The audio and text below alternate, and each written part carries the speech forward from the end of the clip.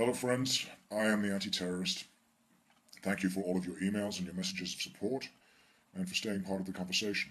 Now I'm sure you'll agree that there is a lot going on right now that none of us are very happy about.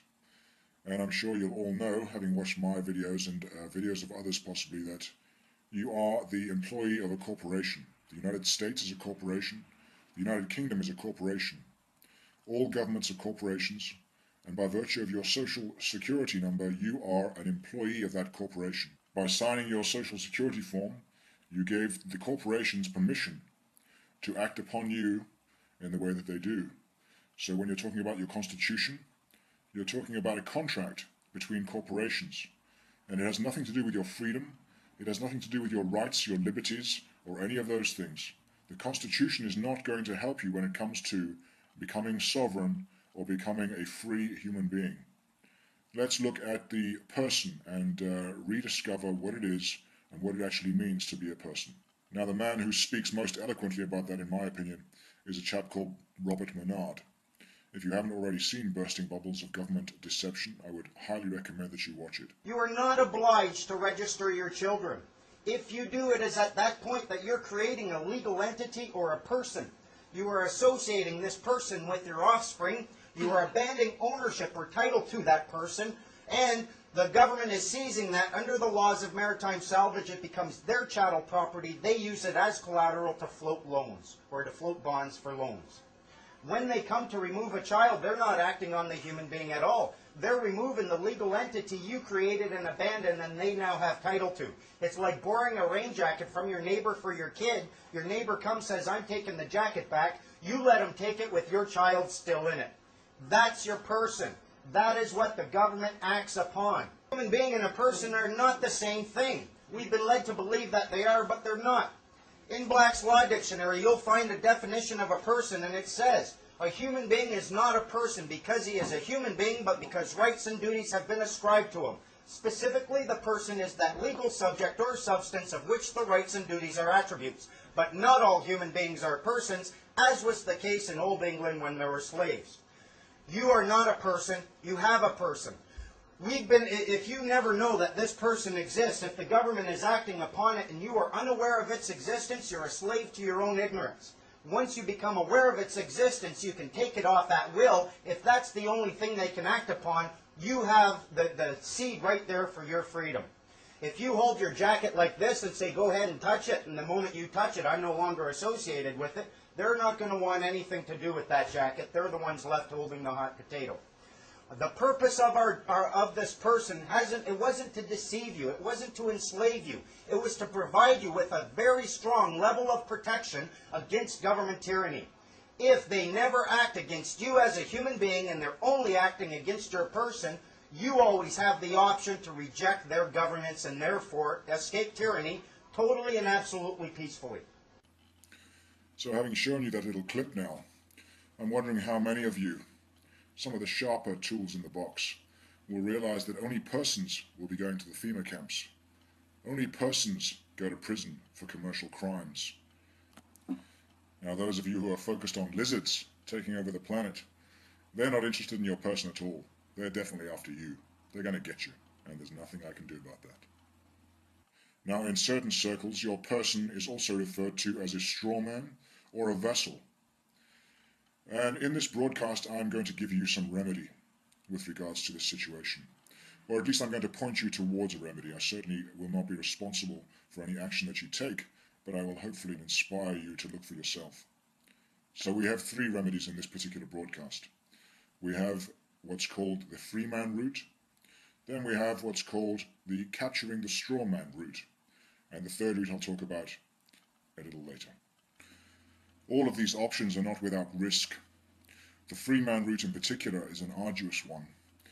It basically involves relinquishing yourself of your strawman or your person entirely. It entails writing to the government, acknowledging the fact that you know the difference between the two and that you are not a person. It means that you have to hand over your national insurance number and stop using it. It may well mean that you have to give up your job, because I'm pretty certain your employer will not carry on employing you without that national insurance number. After all, he has no way of paying your taxes, and that's a whole other subject entirely. Essentially, it means you can no longer carry on claiming the benefits. Those of you who are on the dole, for instance, receiving social security benefits, those are going to disappear when you give up your person. It means you have to stand on your own 2 feet. It means you have to find a way of making money that doesn't involve your person. And that is perfectly viable, and it's done all the time. In places like Canada now, where the Freeman movement is moving at a very fast pace, and its numbers are increasing exponentially. You would be operating entirely in the private. You would be operating as a private contract for hire. It would be a huge life change and an incredible undertaking. But what is the price of freedom? My question to you right now is this, and you need to think about it very carefully.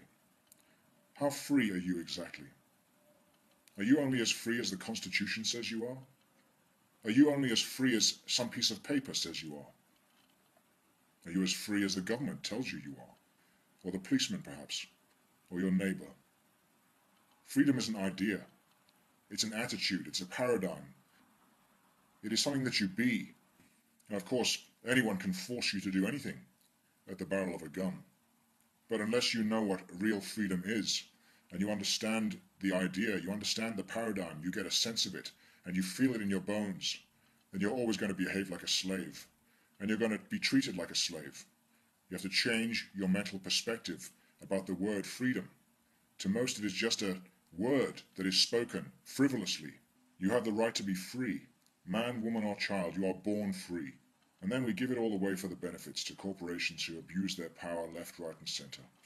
So you need to understand that the law of the land, the common law of each country, is based in substance. The common law applies to you, the flesh and blood human being.